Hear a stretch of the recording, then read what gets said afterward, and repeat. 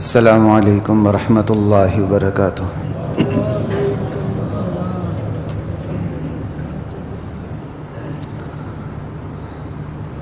ان الحمد للہ نحمدہ ونستعینہ ونستغفرہ ونؤمن بہ ونتوکل علیہ ونعوذ باللہ من شرور انفسنا ومن سیئات اعمالنا من يهده الله فلا مضل له ومن يضلل فلا هادي له ونشهد أن لا إله إلا الله وحده لا شريك له ونشهد أن محمدا عبده ورسوله أما بعد فأعوذ بالله من الشيطان الرجيم بسم اللہ الرحمن الرحیم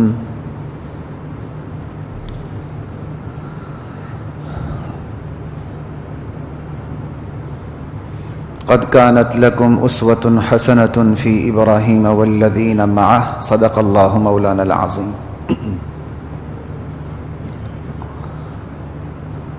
حضرات محترم، گزشتہ جمعہ بات ہو رہی تھی کہ اسلام کا ہم سے مطالبہ کیا ہے، اسلام کا بنیادی مزاج کیا ہے، اس کی شناخت کیا ہے۔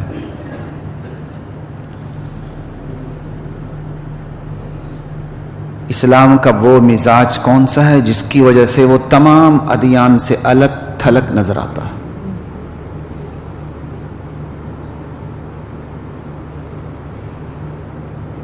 اسلام کا بنیادی مزاج عقیدے پہ زور اور اصرار ہے، جس کے بغیر اسلام کے ہاں انسانیت کی کوئی خوبی، کوئی وصف، کوئی معیار قابل قبول نہیں۔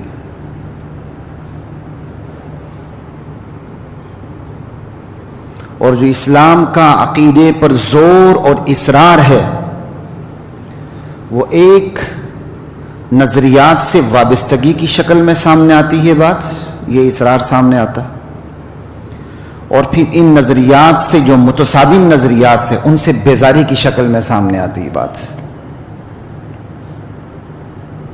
پھر ان نظریات کی تبلیغ امر بالمعروف کی شکل میں آتی ہے سامنے، پھر ان نظریات سے متصادم نظریات کو جو روکنا ہے وہ نہی عن المنکر کے سامنے کی صورت میں بات سامنے آتی ہے۔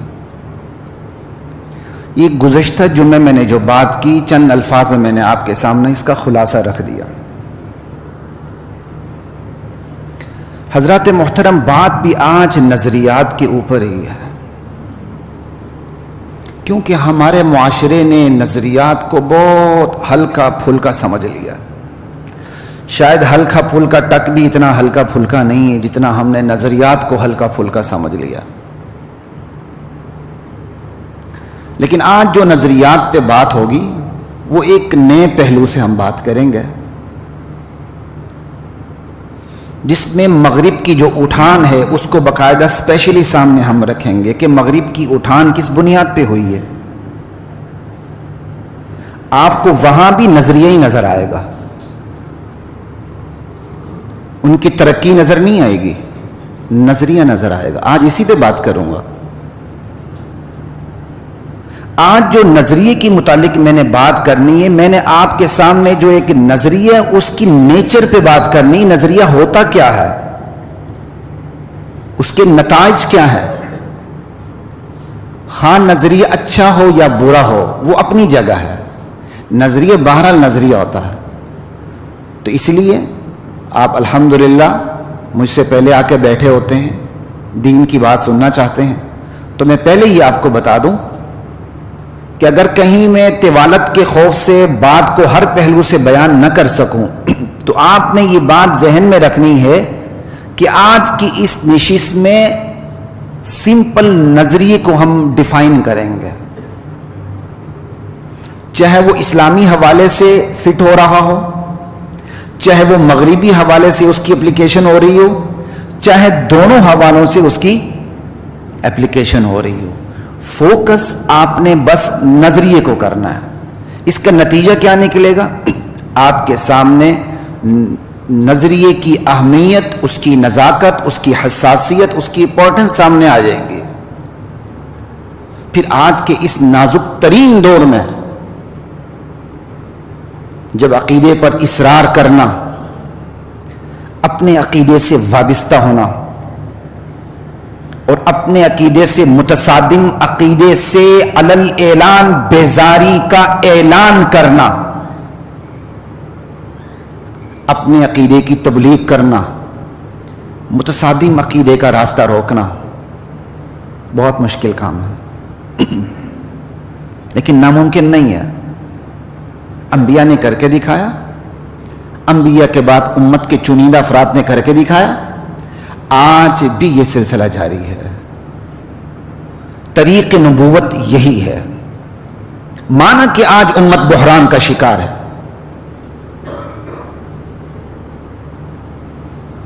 اور مگر اس بحران میں نا امیدی، پھر اس نا امیدی میں مغرب کی اندھی تقلید کا سبق رٹنا رٹانا، اپنی پسماندگی کا ماتم کرنا،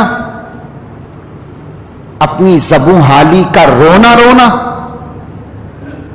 خود تو احساس کمتری کا شکار ہیں، قوم کو بھی احساس کمتری میں مبتلا کرنا، مغرب کی نقالی کو معراج سمجھنا، خاص ہے ترکیب میں قوم رسول ہاشمی کو بھول جانا، ترقی کے خدائی پیمانوں کو نظر انداز کر دینا، یہ کہاں کا انصاف ہے؟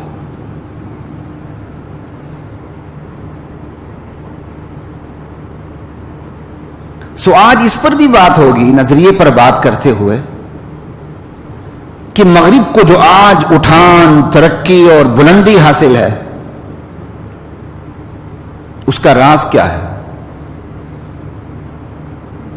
مغرب کی اس ترقی، اس اٹھان اور اس بلندی کا آغاز کیوں، کیسے، کہاں سے ہوا؟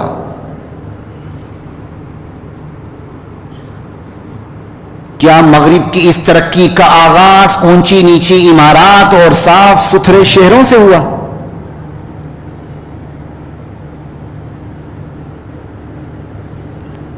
کیا مغرب کی ترقی کا آغاز انسانیت کو تباہ کرنے والے مہلک ہتھیاروں کی تیاری سے ہوا؟ کیا مغرب کی ترقی کا آغاز امانت، دیانت جیسے چند خوبیوں سے ہوا جو صرف ان کی اپنی ذات کے لیے، اپنے معاشرے کے لیے، میرے اور آپ کے لیے نہیں ہے؟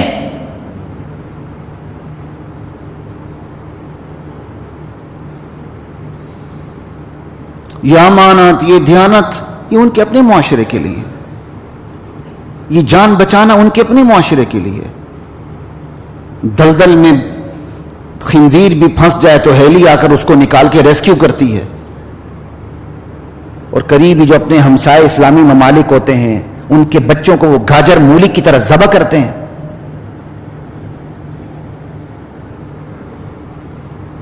کیا مغرب کی ترقی کا راز ان کے یہ چند اوصاف ہیں؟ امانت، دیانت، ملاوٹ نہ کرنا؟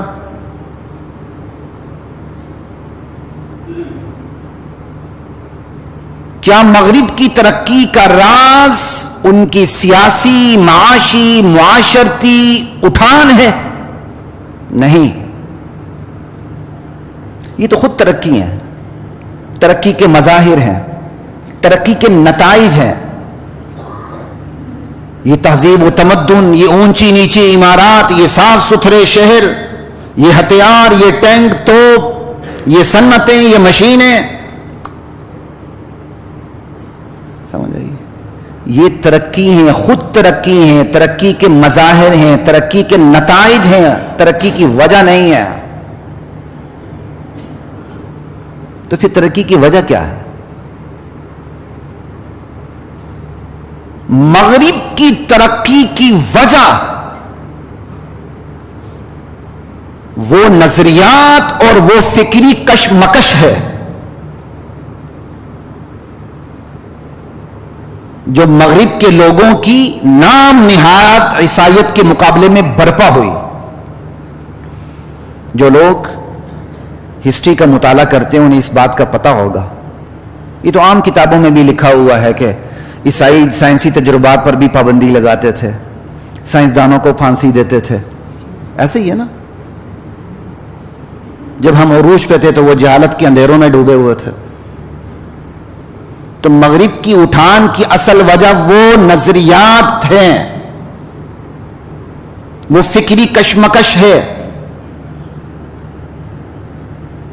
جو مغرب کی نام نہاد عیسائیت کے ساتھ برپا ہوئی. یہ ایک طویل جد و جہد ہے. قید و بند کی صعوبتیں اٹھائیں مغرب نے, جانوں تک کی قربانیوں سے گزرنا پڑا, فکر و دانش پر لگے ہوئے عیسائیت کے تالے توڑنے پڑے, نام نہاد عیسائیت کی قید سے عقل کو آزاد کرنا پڑا. تب جا کے مغرب نے نام نہاد عیسائیت کو شکست دی. چونکہ مغرب نے اپنے ہی مذہب کو, تبدیل شدہ مذہب کو, تبدیل شدہ عیسائیت کو شکست سے دوچار کیا, اور شکست سے دوچار کرتے ہوئے انہیں طویل ایک دور گزرا, ان پر جانوں کی قربانیاں, قید و بند کی صعوبتیں, آخر جا کے فتح انہی کو حاصل ہوئی. لیکن چونکہ ان کا مقابلہ ایک مذہب سے تھا, چاہے وہ تبدیل شدہ مذہب تھا, اسلام نے تو کوئی پابندی نہیں لگائی نا. اصل عیسائیت نے, عیسیٰ علیہ السلام کی عیسائیت نے تو کوئی پابندی نہیں لگائی تھی کہ آپ سائنسی تجربات نہ کریں. چونکہ ان کا اصل مقابلہ مذہب سے تھا تو عیسائیت کو شکست دینے کے بعد وہ مذہب نام کے دشمن ہو گئے. وہی سے دشمنی ان کی گھٹی میں پڑ گئی. ان کی عقل پوری ہوتی تو وہ نام نہاد عیسائیت کے دشمن ہوتے, اسلام کی قدر کرتے, جس اسلام نے ان کو عقل کی روشنی عطا کی تھی. اب میں اس پہ بات زیادہ نہیں کروں گا اسلام نے کیسے عقل کی روشنی عطا کی, یہ تو ہمارے بھی کئی ساتھی نہیں مانیں گے. ان کو عقل کی روشنی تو ہماری درسگاہوں سے ملی تھی. لا الہ الا اللہ. چونکہ ان کا مقابلہ عیسائی مذہب سے تھا, لہذا شکست سے دوچار کرنے کے بعد وہ مذہب نام کے دشمن ہو گئے. انہوں نے اپنے مذہب کو بھی چرچ میں بند کر دیا ہے. خبردار, چرچ سے باہر آنے کی اجازت ان کے مذہب کو بھی نہیں ہے. پوپ کو کہاں بند کیا ہوا؟ ویٹیکن میں بند کیا ہوا ہے نا, چھوٹی سی ریاست دے کے. بس مذہب کا ریاست سے کوئی تعلق نہیں. انشاءاللہ جب اسلام کے نظام پہ, پولیٹیکل سسٹم پہ کبھی ہم بات کریں گے, اللہ موقع دے گا, تو پھر یہ ڈیکارٹ, یہ روسو, یہ تمام فلسفیوں پہ بھی انشاءاللہ میں بات کروں گا. وہ مذہب کے دشمن ہو گئے. اسلام کے خلاف بھی انہوں نے اپنی کمر کس لی. لا الہ الا اللہ. عقل پرستی, عقل پسندی سے وہ عقل پرستی پہ آ گیا ہے. اپنی ہی عقل کو وہ خدا بنا بیٹھے, جیسے ہندوؤں نے گائے کو خدا بنا دیا. کیوں؟ زری دور تھا, گائے فائدہ دیتی تھی, فائدے کی چیز تھی, استعمال کی چیز تھی, انہوں نے اسی کو خدا بنا دیا. اب مشینی دور آ چکا ہے, صنعتی دور آ چکا, لوگوں نے اپنی عقل کو ہی خدا بنا لیا. یہ عقل تھوڑی سی بڑی ہے ویسے گائے سے, اسی کو خدا بنا لیا انہوں نے. لا الہ الا اللہ. تو مغرب کی جو ترقی کا اصل راز ہے وہ نظریات ہیں. میں نے پہلے ہی آپ کو بتایا نظریات غلط ہو یا صحیح ہو, بات اس پہ نہیں ہو رہی, بات نظریات پہ ہو رہی ہے. مغرب کی ترقی کا اصل راز نظریات ہیں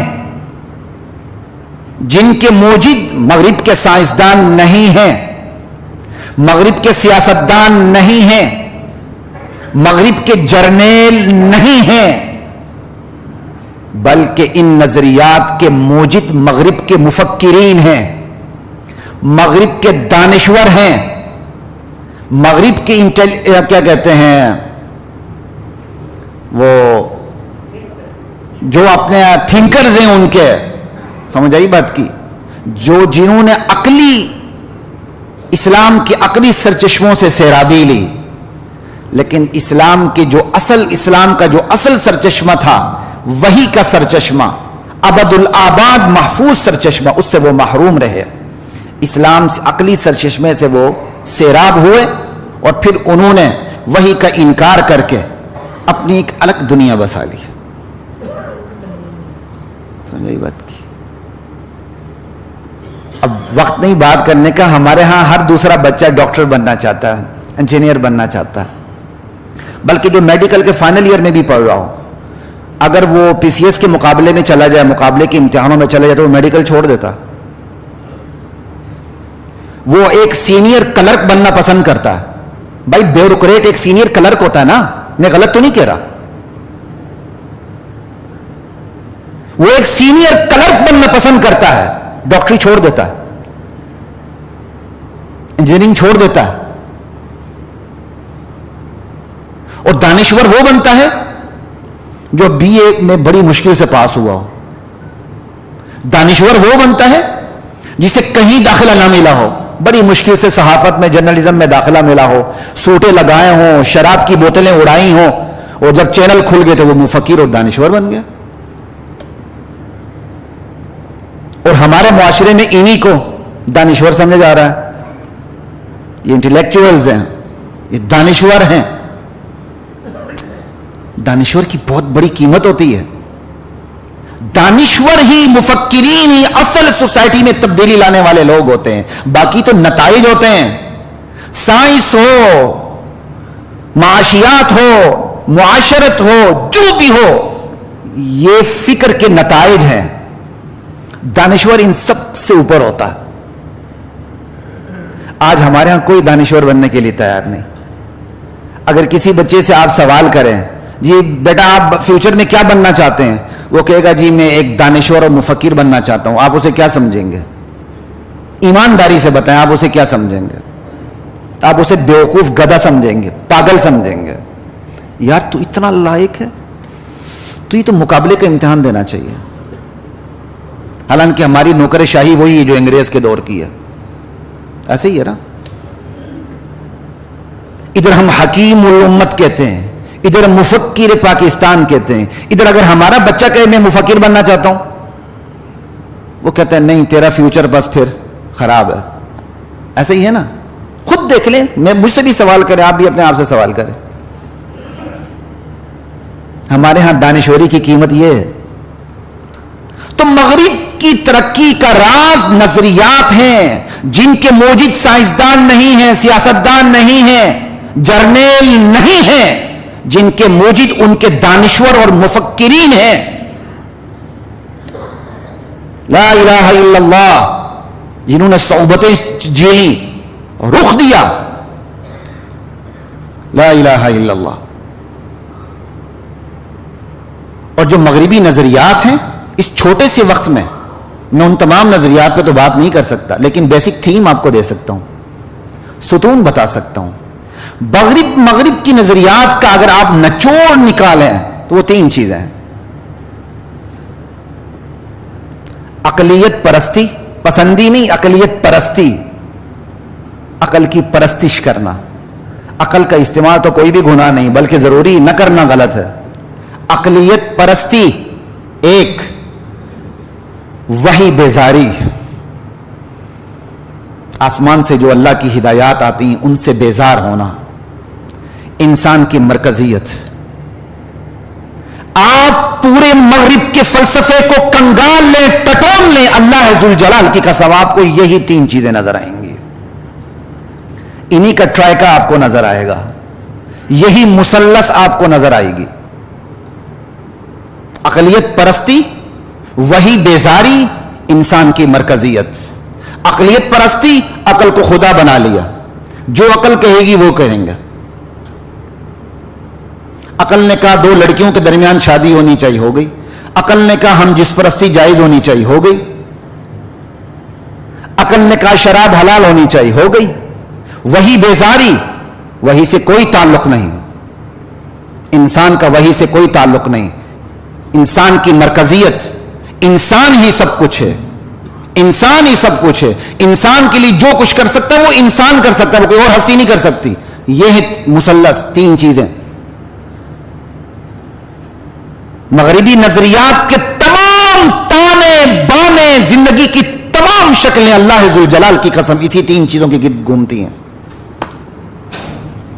مغرب کی تمام تر کتابیں، تمام تر موضوعات پہ کتابیں، آپ اس کی معاشیات کی کتاب اٹھا کے دیکھ لیں یا سیاسیات کی، اخلاقیات کی کتاب اٹھا کے دیکھ لیں یا سماجیات کی، آپ کو یہی تین چیزیں ہر کتاب میں ملیں گی انجیکٹڈ. یہی تین چیزیں ہر کتاب میں ملیں گی. آپ کسی موضوع پہ کوئی کتاب اٹھا لیں، یہ تین چیزیں اندر گھسی ہوئی ملیں گی آپ کو. لا الہ الا اللہ. یہ مغرب نے ایک نئی تسلیث قائم کر دی ہے. پرانی تسلیل کیا تھی؟ باپ بیٹا روح القدس، اس کو وہ خدا سمجھتے تھے. باپ بیٹا عیسیٰ علیہ السلام، اللہ اور جبرائیل امین روح القدس، ان تینوں کا جو ٹرائی اینگل تھا اس کو وہ خدا سمجھتے تھے. اب جدید مغرب کی تسلیث بدل چکی ہے. وہ نام نہاد ہے، وہ یہاں وہ برا نام ہے، اصل یہی ہے. عقلیت پرستی، وحی بیزاری، انسان کی مرکزیت. یہ نئی تسلیث ہے جس کے گرد پوری مغربی تہذیب گھومتی ہے. حتیٰ کہ ہمارا کوئی مسلمان بھی اسی ماحول میں رہے اور ان کے افکار سے متاثر ہو جائے، ان کی کتابوں کا مطالعہ کرے، تو اس کے اندر بھی یہ تینوں بیماریاں یک کے بعد دیگرے پیدا ہو جاتی ہیں. آپ اپنے معاشرے میں نہیں دیکھتے جنہیں کبھی قرآن کی خوشبو نہ لگی ہو، کبھی قرآن کے قریب نہ آئے ہوں، انہوں نے روسو، ڈیکارٹ اور کارل مارکس اور لینن کو ہی پڑھا ہو، تو آپ کو یہی وہ باتیں کرتے نظر آئیں گے. ہیومنزم، انسانیت، عقل، لاجک. آپ چاہے جتنی مرضی رٹ لگا لیں اس کی. تو یہ سمجھیے حضرات محترم، نظریات کی نزاکت، اہمیت اور اس کی حساسیت کو سمجھیں. نظریات کوئی ہوائی چیزیں نہیں ہوتی. نظریات صرف خیالات نہیں ہوتے. نظریات کوئی خواہشات کا مجموعہ نہیں ہوتا. نظریات کوئی تمناؤں کی فہرست نہیں ہوتی. نظریات ہوا کرتے ہیں، چاہے وہ درست ہوں یا غلط ہوں، وہ ایک الگ بحث ہے. نظریات ہوا کرتے ہیں، چاہے وہ اسلامی ہو، چاہے وہ کافرانہ ہو، چاہے وہ منافقانہ ہو، چاہے وہ ملحدانہ ہو، چاہے وہ نظریات لسانی ہو، چاہے وہ نظریات علاقائی ہوں، چاہے وہ نظریات ملکی ہوں، قومی ہوں، عالمگیر ہوں. نظریات ہوتے ہیں. نظریات اپنا وجود رکھتے ہیں، نسل در نسل منتقل ہوتے ہیں. اللہ ذوالجلال کی قسم، نظریات اپنا حتمی اور یقینی نتیجہ رکھتے ہیں. یہ کوئی ہوائی چیز نہیں ہے نظریات. اگرچہ ہمارے معاشرے میں نظریات کو ہوائی چیز سمجھ لیا گیا ہے. ہمارے ہاں تو پڑھائی بھی اس لیے کہ اچھی نوکری مل جائے اور اچھی سی بیوی مل جائے. اس کے لیے میں چھوکری کا لفظ استعمال نہیں کروں گا. بس اچھی سی بیوی مل جائے اور بس اچھی سی نوکری مل جائے. بس تعلیم کا کل خلاصہ یہ ہے. نظریات کہاں ہیں؟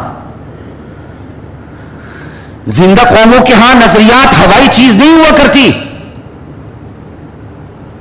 نظریات اپنا مستقل وجود رکھتے ہیں، اپنا مستقل نتیجہ رکھتے ہیں، چاہے وہ نتیجہ غلط ہو یا صحیح ہو، چاہے وجود ان کا غلط ہو یا صحیح ہو. وہ ایک الگ بحث ہے.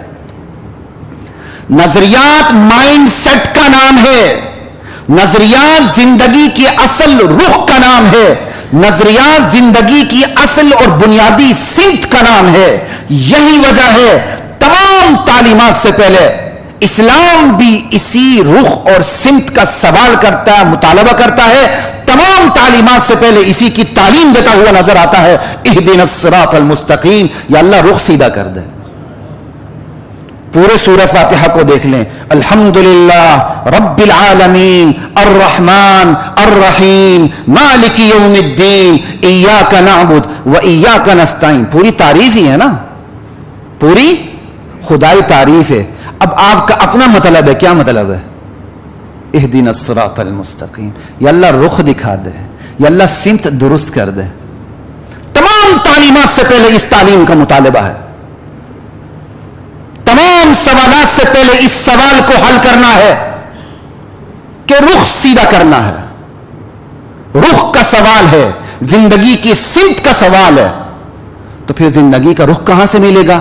کا صراط الذین انعمت علیہم، رخ کہاں سے ملے گا؟ ان سے ملے گا جن پر اللہ کا انعام ہوا ہے. وہ کون ہے؟ اولئک انعم اللہ علیہم من النبیین والصدیقین والشہداء والصالحین. رخ آپ کو نبیوں سے ملے گا، صدیقین صحابہ سے ملے گا، شہداء سے ملے گا، نیک لوگوں سے ملے گا. رخ یہاں سے ملے گا. یا اللہ اس رخ کی حفاظت پھر ہم کیسے کریں گے؟ کہ غیر المغضوب علیہم ولا الضالین، اس رخ کی حفاظت ایسے کرنی ہے جو گمراہ ہیں، جن پر اللہ کا غضب نازل ہوا ہے، ان سے اپنی شناخت کو بچا کے رکھنا. رخ سیدھا رہے گا ورنہ رخ غلط ہو جائے گا. سمجھ آ رہی ہے سورہ فاتحہ کی؟ لا الہ الا اللہ واللہ اکبر. یہ ہے زندگی کا رخ. تو سمجھیے نظریات ہی اصل طاقت اور قوت ہیں جن کی بنیاد پر قوم ایک زوردار کروٹ لیتی ہے. کروٹ درست یہ لے یا غلط الگ بات ہے. نظریات ہی وہ قوت ہیں جس کی بنیاد پر قوم کی کایا پلٹتی ہے. وہ پلٹے درست یا غلط الگ بات ہے. نظریات ہی وہ قوت ہیں جس کی بنیاد پر کوئی قوم کسی قوم کو سیلاب کی طرف بہا کے لے جاتی ہے. متصادم نظریات کو سیلاب کی طرح بہا لے جاتی ہے، طوفان کی طرح اڑا لے جاتی ہے. چاہے بہانا اڑانا غلط ہو یا صحیح، وہ اپنی جگہ. لیکن یہ کاٹ صرف اور صرف نظریات کی ہے. یہ ہے نظریات کی اہمیت، نزاکت اور اس کی حساسیت. نظریات میں جان کب آتی ہے؟ اگلا سوال ہے. نظریات میں جان کب آتی ہے؟ نظریات میں بڑا درجے کی وابستگی ہو اور کمال درجے کی بیزاری ہو. یہ دو ایلیمنٹ جمع ہو جائے تو نظریہ میں جان آ جاتی ہے. سمجھ آئی بات کی؟ اس کے اندر فکری استحکام آ جاتا ہے، انٹلیکچوئل سٹیبلٹی آ جاتی ہے اس کے اندر. جب نظریات میں دو چیزیں جمع ہو جائیں، کمال درجے کی بیزاری، کمال درجے کی وابستگی، نظریے کے ساتھ کمال درجے کی وابستگی اور متصادم نظریے کے ساتھ کمال درجے کی بیزاری، یہ اسلام اور مغرب میں مشترک ہے. میں نے آپ کو پہلے ہی کہا، جو بعد میں آئے وہ پھر سن لیں. ہم نظریات پہ بات کر رہے ہیں، چاہے اس کا اثر مغرب کے حوالے سے ہو یا اسلام کے حوالے سے ہو. نظریات کی کاٹ سب سے خطرناک ہوتی ہے. لا الہ الا اللہ. تو نظریات میں جان کب آتی ہے؟ جب اس کے اندر کمال درجے کی وابستگی ہوتی ہے، جب اس کے اندر کمال درجے کی بیزاری ہوتی ہے. اپنے نظریے کے ساتھ کمال درجے کی وابستگی اور متصادم نظریے کے ساتھ کمال درجے کی بیزاری. اور خود اسلام اس کی بات کرتا ہے، الولا والبرا. ابراہیم علیہ السلام کی پوری زندگی کو اس امت کے لیے نمونہ عمل بنا کے پیش کیا گیا. وہاں دو ہی باتیں ہیں، اللہ کے دین سے جو دو متصادم قوتیں ہیں ان کے ساتھ بیزاری کا اعلان ہے، اور کیا کہتے ہیں اہل ایمان کے ساتھ محبت کا اعلان ہے. قد كانت لكم اسوة حسنة في ابراہیم والذین معه اذ قالوا لقومهم انا براء منكم. لوگوں ہم تم سے بیزار ہیں، ومما تعبدون من دون اللہ، ہم تمہارے معبودوں سے بیزار ہیں. کفرنا بکم، ہم تمہارا انکار کرتے ہیں. وبدا بیننا وبینکم العداوۃ والبغضاء، ہمارے اور تمہارے درمیان عداوت آ چکی ہے، بغض آ چکا ہے. حتی تؤمنوا باللہ وحدہ، جب تک تم اللہ پر ایمان نہیں لاتے یہ عداوت محبت میں تبدیل نہیں ہو سکتی. جائیں قرآن پڑھیں. ہم قرآن کی رٹ لگاتے ہیں نا، احادیث کو چھوڑ دیتے ہیں. لگائیں قرآن، جا کے بتائیں اس کو کوئی اور مفہوم بتا دیں. کیا مفہوم ہے اس کا؟ لا الہ الا اللہ. قرآن کو سمجھنا ہے تو پھر سمجھیں، اس کے اندر اپنی من مانی نہ کریں، اپنی فلسفی پیدا نہ کریں. نظریات میں جان تب آتی ہے، اور جب نظریات میں جان پیدا ہو جاتی ہے پھر کیا ہوتا ہے؟ نظریہ لڑا دیتا ہے. نظریے میں جان پیدا ہو جائے پھر نظریہ لڑا دیتا ہے. پھر احد کا میدان لگتا ہے، حنین کا میدان لگتا ہے، بدر کا میدان لگتا ہے، رشتے رشتوں کے سامنے آ جاتے ہیں، تلوار اٹھنے لگتی ہے. نظریہ تب لڑاتا ہے جب نظریات میں جان آتی ہے تو دو متصادم قوتیں بھی ایک دوسرے کے سامنے بے پردہ ہو جاتی ہیں، بے نقاب ہو جاتی ہیں. منافقت بالکل علیحدہ ہو جاتی ہے. یہ جو منافقت ہے نا، یہ دنیا میں ایک عجیب قلیل بیماری ہے، عجیب و غریب بیماری ہے. اس سے تو کافر بھی نفرت کرتے ہیں. جو کچھ میرے اور آپ کے دل کے اندر ہے وہ زبان پر آنا چاہیے، وہ کھل کھلا کے آنا چاہیے. اندر کفر باہر ایمان، یہ تو بزدل لوگوں کا پیشہ ہے. لا الہ الا اللہ. جب نظریات میں جان آتی ہے تو جو متصادم قوتیں ہوتی ہیں نا، وہ بھی آپس میں ایک دوسرے کے سامنے بے نقاب ہو جاتی ہے. دونوں کو پتہ چل جاتا ہے کون کس لیول کا ہے، کس سطح کا ہے، کس درجے کا، کس قماش کا ہے. جب نظریات میں جان آتی ہے، لا الہ الا اللہ، وہ فکری بلندی حاصل ہوتی ہے. پوری دنیا سر نگو نظر آتی ہے نظریات کی کاٹ کے سامنے. جب نظریات میں جان آتی ہے تو پھر نظریے والے کو فکری خود انحصاری حاصل ہوتی ہے. وہ اپنے آپ کو خود کفیل سمجھتا ہے، وہ کسی کی طرف میلی آنکھ سے بھی دیکھنا نہیں چاہتا. وہ کہتا ہے سب کچھ میرے پاس ہے، میں کسی اور کی طرف کیوں دیکھوں. اس کے اندر فکری بلندی آتی ہے، فکری خود انحصاری آتی ہے. ذرا دیکھیں فکری بلندی. میں مغرب کی بھی مثال دوں گا، اسلام کی بھی مثال دیتا ہوں، کیونکہ بات دونوں حوالوں سے چل رہی ہے. ذرا اسلام کی فکری بلندی اور خود انحصاری تو دیکھیں. اللہ کے نبی نے جب علل اعلان تبلیغ کی تو سب سے پہلے کہاں گئے؟ کوہ صفا پر. ذرا الفاظ تو دیکھیں، قولوا لا الہ الا اللہ تفلحوا.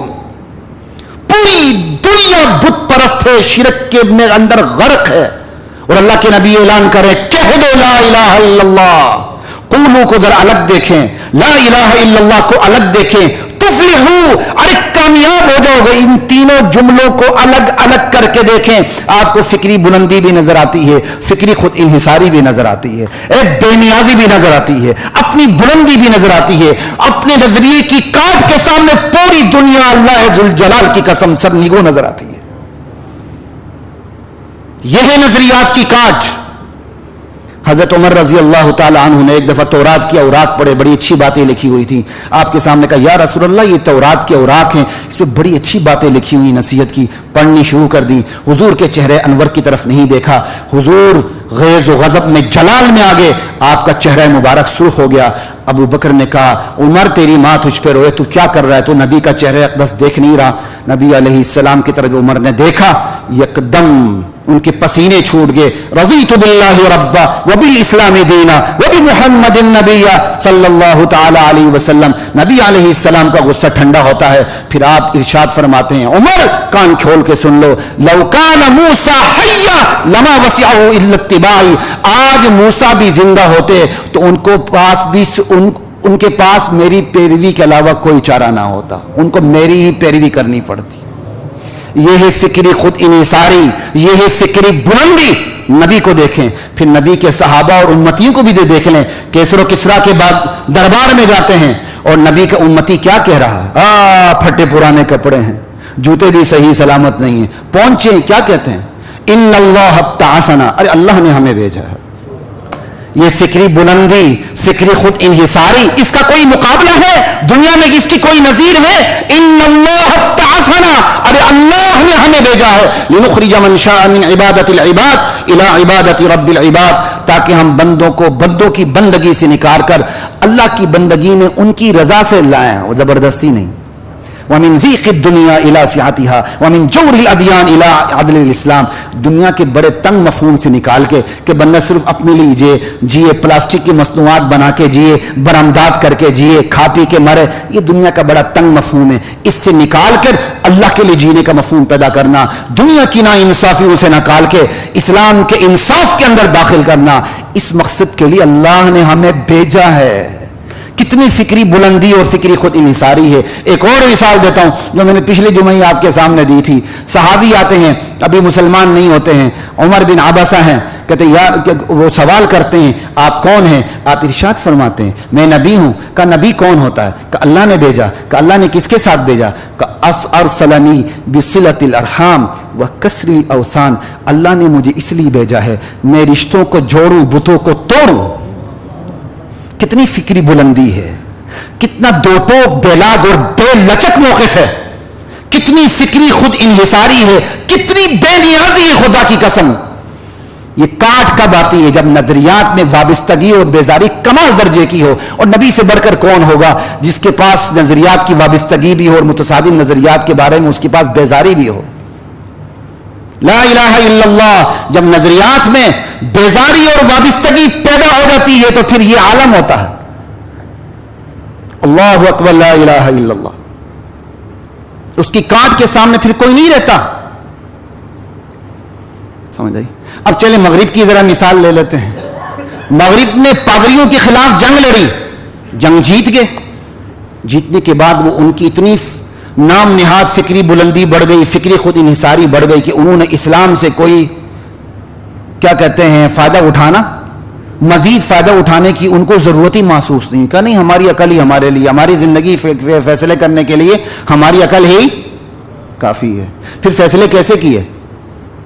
ताज बरतानी को इख्तियारात थे जो आज उनकी पार्लियामेंट को, आपको पता ही, किंग गलती नहीं कर सकता। और आज पार्लियामेंट गलती, अगर पार्लियामेंट ये कानून पास कर दे कि बरतानी में रहने वाले सारे खोते हैं, तो जुडिशल रिव्यू की ताकत उनकी अदालतों के पास, वो ज्यादा से ज्यादा इतनी तशरीह कर सकते हैं कि अदालत की मुराद ये है, उसको गलत, अदालत पार्लियामेंट के बनाए हुए कानून को गलत नहीं कह सकती। क्यों? तयशुदा उसूल है, किंग गलती नहीं करता, पार्लियामेंट गलती। ये कोई फिक्री बुलंदी है? नहीं। लेकिन नाम निहाद फिक्री बुलंदी का नतीजा देखें, नाम निहाद फिक्री इन्हिसारी का नतीजा देखें। उन्होंने हम जिन्स परस्ती के जायज होने का कानून बना लिया, लेकिन उन्हें कोई शर्मिंदगी है? महरम आपस में रिश्ते करते हैं, बदकारियां करते हैं, जिना करते हैं, लेकिन कोई शर्मिंदगी है? नहीं, बल्कि फिक्री बुलंदी है, फिक्री खुद इन्हिसारी। वो कहते तुम कौन होते हो? नौजुबिल्लाह, वो हमारे नबी के खाके बनाते हैं। खाके बनाने भी दोनों हवालों से हो सकता है, एक तौहीन की नीयत से, एक फ्रीडम ऑफ ओपिनियन, इजहार है हम जो मर्जी करने, तुम कौन होते हो। लेकिन कोई शर्मिंदगी है? नाम निहाद फिक्री बुलंदी, नाम निहाद फिक्री खुद इन्हिसारी, पास कुछ भी नहीं है, फिर भी हम चुमा डंगरे नहीं, इसका नारा है कि मुझ जैसा डंगर दुनिया में नहीं। नजरियात की काट होती है, वो फिक्री बुलंदी लाती है, वो फिक्री खुद इन्हिसारी लाती है। नजरियात सही हो, फिक्री बुलंदी सही होती है, फिक्री खुद इन्हिसारी सही होती है। नजरियात गलत हो, जो फिक्री बुलंदी उस नजरियात की बुनियाद पे मिलती वो भी गलत होती है, जो फिक्री खुद इन्हिसारी उन नजरियात की बुनियाद पे मिलती वो भी गलत होती है। फिर जो गालिब नजरियाती कुव्वत होती है ना, उसकी फिक्री बुलंदी और फिक्री खुद इन्हिसारी के सामने मगलूब नजरियाती कुव्वत एहसास कमतरी में मुब्तला हो जाती है। इसके लिए आपने देखना हो तो हमारे उन दानिश्वरों को देख लें जो मगरिब से मरूब ज़दा हैं। वो जब भी बात करेंगे मगरिब के पैमानों के अंदर अंदर रह के बात करेंगे, सफाई देते नजर आएंगे। वो उठ के कभी ये नहीं कहेंगे तुम्हारा ये पैमाना गलत है, उनके अंदर जान ही नहीं होती। क्यों?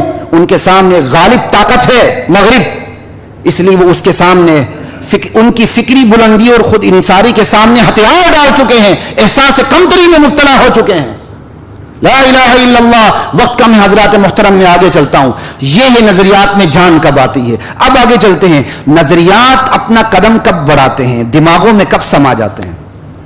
जब आप नजरियात को दिलो जान से मान लेते हैं, फिर अपने कौल फेल अमर और किरदार से उसकी दावत देते हैं, फिर नजरियात समा जाते हैं दिमागों के अंदर। और मगरिब की हर किताब में उनका नजरिया मौजूद है, उनकी दावत मौजूद है। और इसी को इस्लाम में अमर बिल मारूफ कहते हैं कि इस्लाम पर दिलो जान से ईमान लाकर अब उसकी तबलीग करो। अब मैं सिर्फ इशारे करूंगा, वक्त मेरे पास कम है, मैंने आगे जाना है, कहीं और जुमा नहीं पढ़ाना, आगे जाना है, मतलब नमाज पढ़ानी है। मैं कोई दिहाड़ीदार मौलवी नहीं हूं एक वक्त में 4-4 जुमे पढ़ाऊं।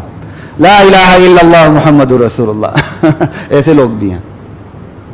اچھا جی آگے چلتے ہیں. نظریات متصادم نظریات کو روکتے کب ہیں؟ نظریات متصادم نظریات کو کب روکتے ہیں؟ جب آپ متصادم نظریات کو دل و جان سے حرف غلط سمجھتے ہیں، پھر اپنے قول فعل اور کردار سے ان متصادم نظریات کے سامنے سنگ گراں بن جاتے ہیں، حائل ہو جاتے ہیں. لیکن یہ بھی یاد رکھیے، مضبوط نظام زندگی درست نظریات کو بھی ایک وقت کے لیے روک لیتا، آنے نہیں دیتا. کمزور نظام زندگی غلط نظریات کو بھی قبول کر لیتا. مضبوط نظام زندگی درست نظریات کے لیے بھی رکاوٹ بن کے کھڑا ہو جاتا ہے ایک وقت کے لیے. اس کی مثال آپ کے سامنے مغرب ہے. مغرب جو بھی ہو، غلط ہو صحیح ہو، اپنی جگہ مضبوط نظام زندگی رکھتا ہے، اسلام کا راستہ روکے کھڑا ہے. ہمارا کوئی قابل سے قابل فرد بھی ان کے نظام میں گھس جائے تو وہ بدلاؤ نہیں لا سکتا، وہ بدلاؤ نہیں لا سکتا، بلکہ وہ اسی نظام کا پرزہ بن جاتا ہے، کیونکہ اس نے ملکہ برطانیہ کی ناقابل تقسیم وفاداری کا اوتھ لیا ہوتا. وہ اسی نظام کا پرزہ بن جاتا ہے. اور ہم خوش ہوتے ہیں برطانیہ کے فلاں شہر کا میئر مسلمان بن گیا، پاکستانی بن گیا. یہ عجیب بچگانہ حرکتیں ہیں. ہر چہ درکان نمک رفت نمک شد، جو بھی نمک کے کان میں کھوتا بھی چلا جائے وہ بھی نمک بن جاتا ہے نمک کے نیچے آ کے. تو اس مضبوط نظام زندگی میں ہمارا اچھا فرد بھی گھس جائے تو وہ کچھ بھی نہیں کر سکتا، کہ وہ نظام زندگی چاہے غلط ہے لیکن اتنا مضبوط ہے کہ آپ کا اپنا فرد وہاں جا کے کوئی تبدیلی نہیں لا سکتا.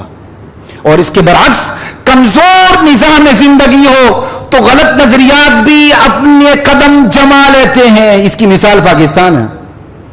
ایک کمزور فرنگیوں کا عطا کردہ نظام یہ اتنا کمزور ہے، اتنا عنکبوت کا جالا ہے، اس قدر رقیق کمزور اور مکڑی کا جالا ہے کہ اس کے اندر نادرست نظریات بھی اپنے قدم جما لیتے ہیں. ہمارے ہر آنے والے حکمران کا اپنا ایک نظریہ ہوتا ہے کہ نہیں؟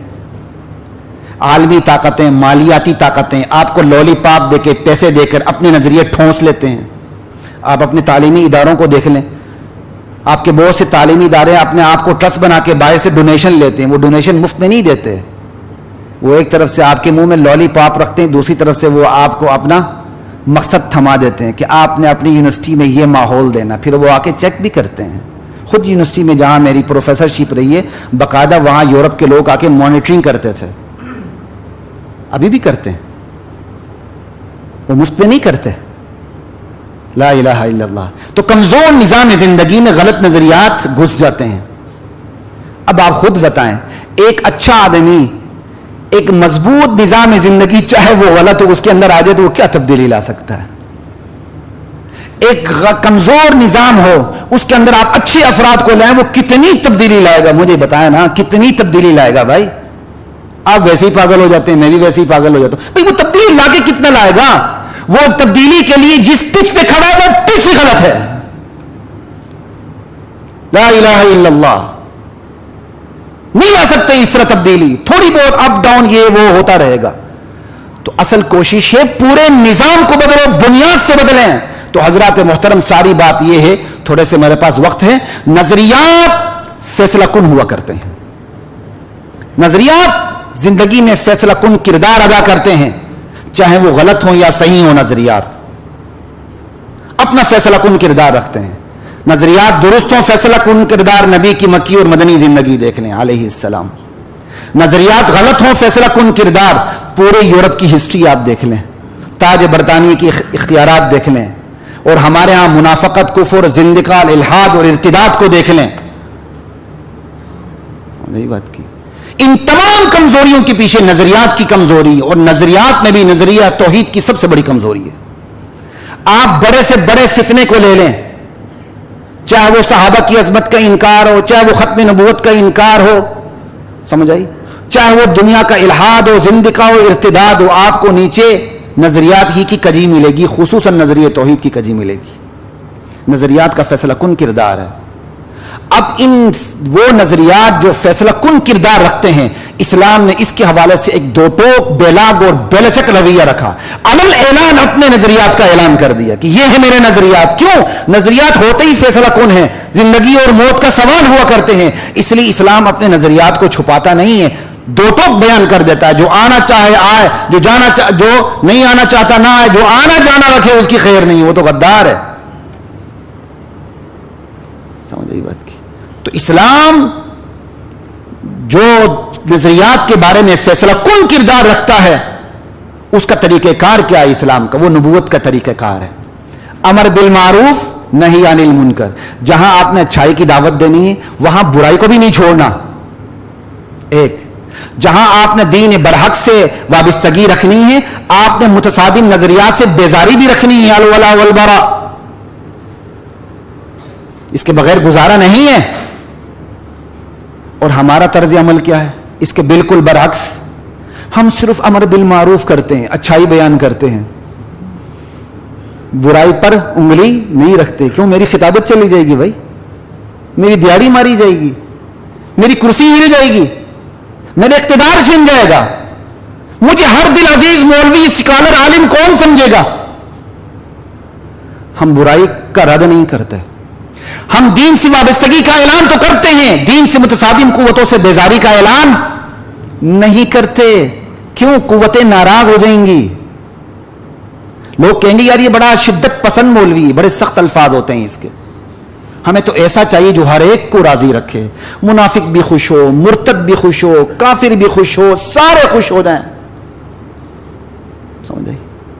پھر اس کا نتیجہ یہی نکلتا ہے، جو حق بات کرتا ہے اسے متشدد سمجھتے ہیں، جو صرف محبت محبت محبت کی باتیں کرتا ہے لوگ کہتے ہیں یہی اصل مولوی ہے.